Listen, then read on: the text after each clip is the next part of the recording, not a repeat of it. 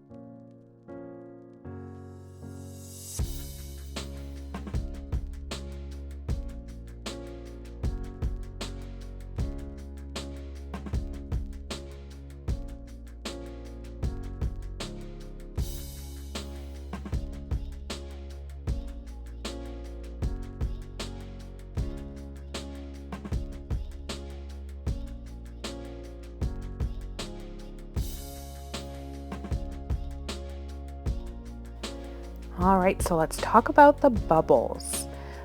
When this release came out, I remember watching a class, or actually even just watching all of the videos, and everybody always colors their bubbles differently, which I absolutely love. So what I ended up doing for my bubbles here is I actually used my lightest color of the red violet and the blue violet and my blue. In my case, that's BV000, RV00, and B000. And then I also went in with a colorless blender to blend it all out and kind of make it a little bit softer of a look. For the inside of this wand, I just went in with a B000. For this bubble, the SCRIPTY Bubble Sentiment, I did go in a little bit with the darker colors, and I just kind of tried to space out where I had these colors and just focused on the outside of the image, if that makes sense, so that the inside was just mostly white, and it kind of had that iridescent, bubbly look. If you've seen photos of bubbles, that's kind of what they look like to me.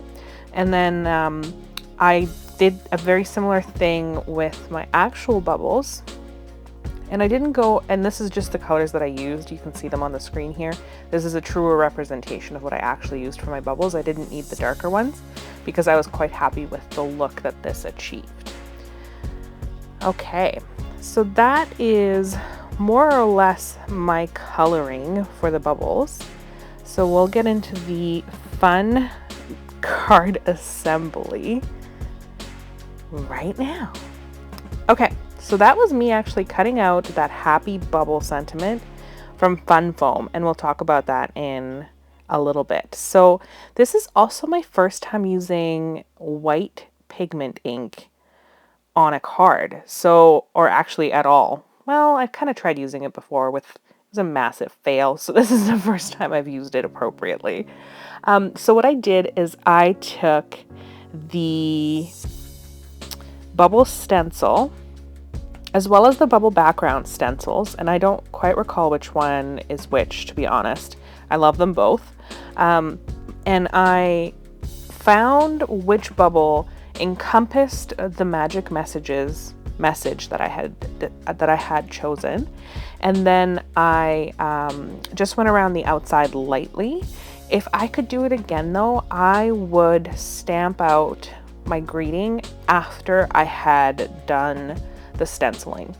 And then with this stencil, I actually moved it around after because I didn't feel like it was enough white pigment, and because I wasn't sure that the background was fully dry, what you saw me do there was tap off that ink on my stencil so I had it everywhere so that when I needed to pick up extra ink I could. And then to speed up the drying process, I hit all of my panels with my heat gun and kind of let it sit for a little bit. I think I let it actually sit overnight. It is a good idea to do that with pigment ink, is my understanding, and that's my previous experimentations. That's where I have gone wrong. Did not let them sit and they just made a god-awful mess. So definitely worth it, but you gotta experiment. Okay, now I'm attaching this border to my floor, and you'll notice that the border is a little bit longer than my floor. I left it this way until my card was almost completed, and the reason for that is because I wanted it flush with the card base, and I didn't want there to be any kind of overhanging anything anywhere. And then I played around with placement for my Swish and Pop. I ended up placing it on in that first hole, and having my little guy hang out that way. So then I attached this to the Fun Foam before I kind of played around with the mechanism of the Swish and Pop.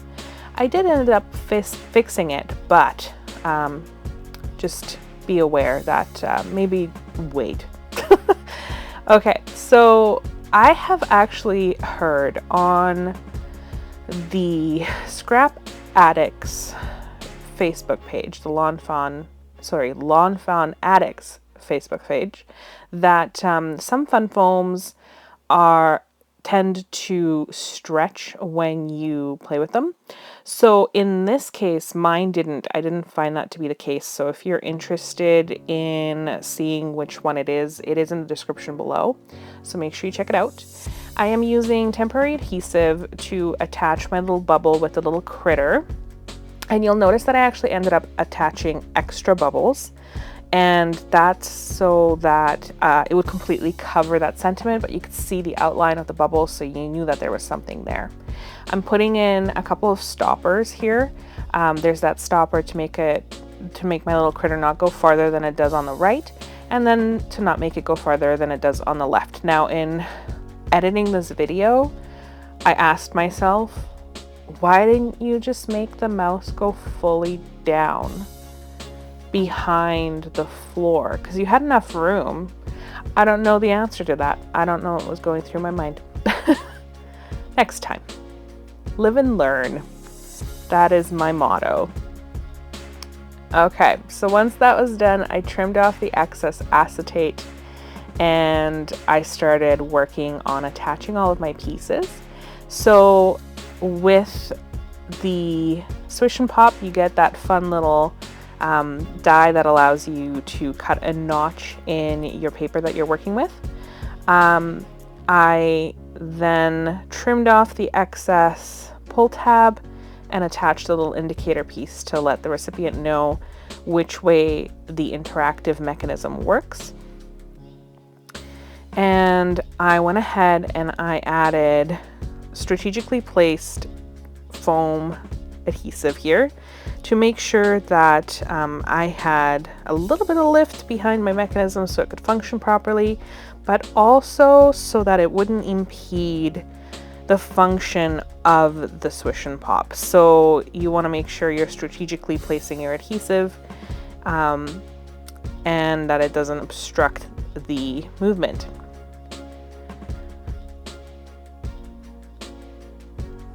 And when that was done, I attached my little arrow there, and you can see I added a few extra foam adhesives since I didn't make my mouse go all the way down, even though I could have.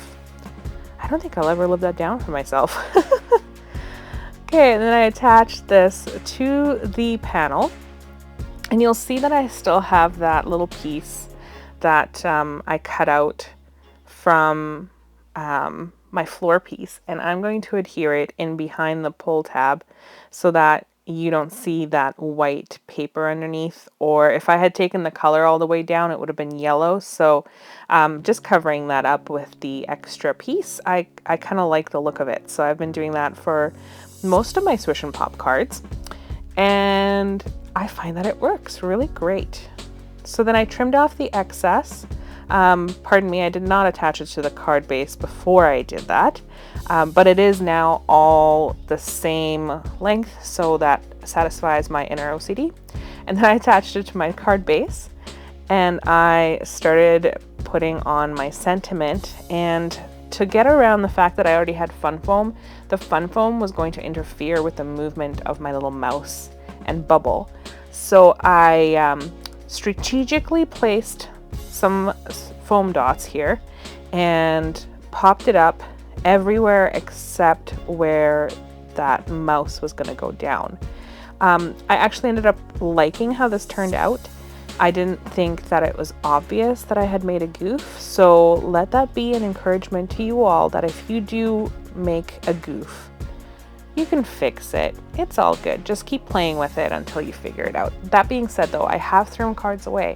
So on the one hand, try to fix it, but on the other hand, if you know that it's not fixable and it's more frustrating than it isn't to try and figure it out, just throw it in the garbage. It's okay. Or burn it in a fireplace if you've got it. All right, and then I went ahead and I attached my little mice and my bubbles as well to highlight that background. I used a combination of thin and regular size foam squares in both the 1/4 inch and 1/2 inch sizes, and just kind of scattered them all over the place. So it's a fun little card. They're chasing bubbles and playing with the bubbles, and I gifted this to a friend of mine, and yeah, happy to have a friend like her, so happy I was able to make this card for her. Let's see. Oh, and fun fact, little mice, their noses, it's the first time I've ever used my black Copic marker. That's right, have not actually used it before. Go figure, hey? All right, and I think that's about it for me, so I'll let you just keep watching the rest of this assembly. If you have not, please consider subscribing. And if you like the video, please hit the like button. Leave me a comment down below if you have any questions or you're curious about my process or anything like that. I'm really happy to interact with you guys. And I will see you in the next video. Thanks so much. Bye.